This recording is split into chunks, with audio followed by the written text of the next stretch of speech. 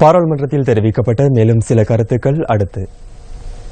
30 வருட கால யுத்தத்தின் மீது இன்று பலர் தமிழ் கைதிகள் சிறையிலே அடைக்கப்பட்டிருக்கின்றவர்களுக்கு மத்தியிலே நாங்கள் உங்களை சிந்திக்க செய்கின்றோம். கிழக்கு மாகாணத்தை தலைமை தாங்கி பல்வேறுபட்ட யுத்தங்களிலே புரிந்தவர்தான் அம்மான் அவர்கள், முரளிதரன் அம்மான் அவர்கள் இன்று சுதந்திரமாக நடமாடுகின்றார்கள்.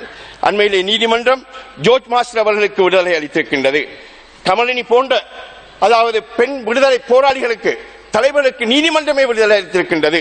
இன்று வழக்குகளிலே உட்படுத்தப்பட்டிருக்கின்ற தமிழ் கைதிகள் 1, 2 அல்ல, பல்வேறுபட்ட வழக்குகளில் உட்படுத்தப்பட்டதன் காரணமாக ஒன்றில் விடுபட்டாலும் மற்றொன்றில் விடுபட முடியாதவர்களாக இருக்கின்றார்கள்.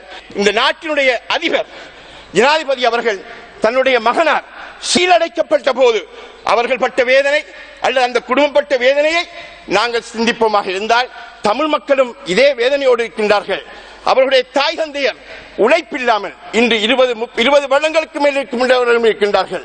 அவர்கள் பெண் பிள்ளைகளோடு இருக்கின்றார்கள். அவர்களை விடுதலை செய்வதன் மூலம் அவர்களுடைய தாய் தந்தையரை கவனிப்பதற்கான வாய்ப்பை பெறுகின்றார்கள். 20வது திருத்த சட்டம் மூலம் இந்த நாட்டிலே இந்த சபையை, உயர்ந்த சபையை ஒரு யாப்பு சபையாக மாற்றி இருக்கின்றது. இந்த யாப்பு சபையினூடாகவாவது இந்த சகலருக்கும் விடுதலை கிடைக்கக்கூடிய, கௌரவம் கிடைக்கக்கூடிய ஒரு நீதி முறைமையை நாங்கள் உள்வாங்க வேண்டும் என்று கேட்டு விடைபெறுகின்றேன்.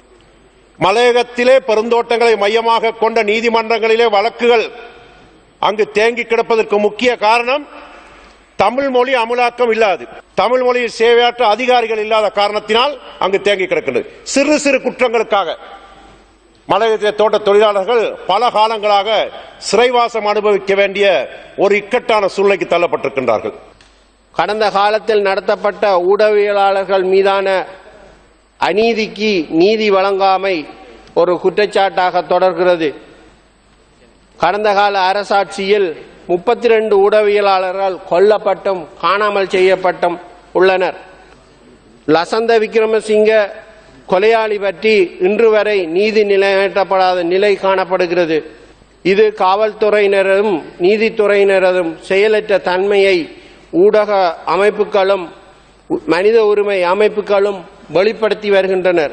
அது மட்டுமல்ல, தொடர்ந்தும் தமிழ் தேசிய கூட்டமைப்பின் பாராளுமன்ற உறுப்பினர் ஜோசப் பராசிங்கம், யாழ் மாவட்ட பாராளுமன்ற உறுப்பினர் நடராசா விமல் ரவிராஜ், ஐக்கிய தேசிய கட்சி பாராளுமன்ற உறுப்பினர் தியாகராஜா மகேஸ்வரன், குமார் பொன்னம்பலம் என அநியாய கொலை பட்டியல்கள் தொடர்ந்தது.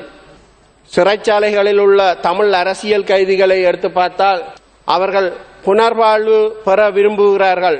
அதை கோரியிருந்தது இந்த அரசு. அதன்படி அவர்களில் 90 பேர் தாங்கள் புனர்வாழ்வு பெற்று வெளியேற விரும்புவதாக ஒப்பமிட்டு வழங்கியுள்ளனர். ஆனால் இன்று வரை அவர்களுக்கான அந்த நடவடிக்கை எடுக்கப்படவில்லை. அதிகமானவர்கள் வற்புறுத்தலின் பேரிலேயே சித்திரவதையின் மூலமே வாக்குமூலங்கள் பெறப்பட்டிருந்தது என்பது தான் உண்மையான உண்மை.